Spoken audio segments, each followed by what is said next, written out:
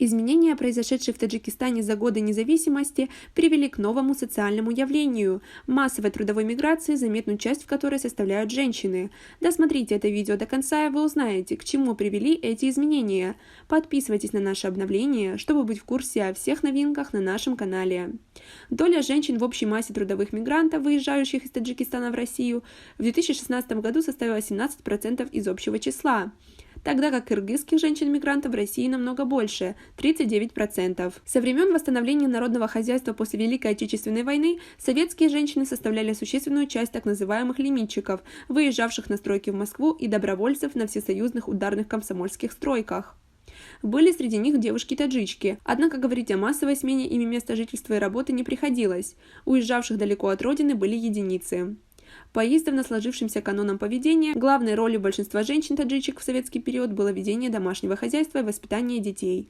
Поскольку основными кормильцами в таджикских семьях были мужчины, доля женщин, занятых на рынке труда Таджикистана, была едва ли самой низкой в Советском Союзе. Когда я впервые устроилась на работу крановщицей, мне говорили, это мужская профессия, и что не справлюсь, брошу. Вы согласны с таким мнением? Свои ответы пишите нам в комментарии под этим видео. В таких отраслях, как строительство, общественное питание и транспорт, процент работающих женщин не превышал 10-15%.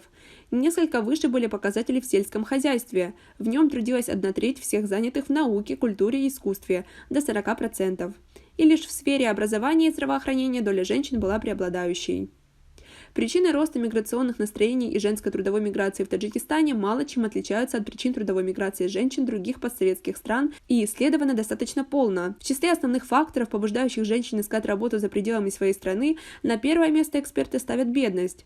По данным Всемирного банка, 13% населения Таджикистана проживают за чертой бедности, и с 2009 года данный показатель практически не изменился. Второй причиной исследователи называют безработицу и отсутствие перспектив трудоустройства на родине. Третье, по мнению экспертов, низкий уровень социальной поддержки беднейших слоев населения со стороны государства. Я узнала об этом после того, как ко мне пришел человек с радио и сказал, что мое фото попало в интернет и что меня считают красивой девушкой. Также таджички ищут работу вне республики по ряду субъективных причин.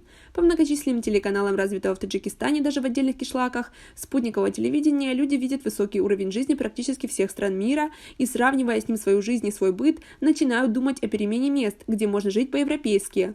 Кроме информации из телеканалов, в каждой таджикской семье знают примеры успешной адаптации знакомых и соседей в России и других странах и интеграции земляков в незнакомые им ранее местные сообщества. В связи со значительным числом центров миграционного притяжения в России, социально-демографический состав таджикских женщин-трудовых мигрантов исследован весьма слабо. Известно лишь, что социологи условно делят их на две группы. Более многочисленная группа – женщины, уехавшие работать и жить с мужьями и детьми, или приехавшие к ним на временное или постоянное жительство.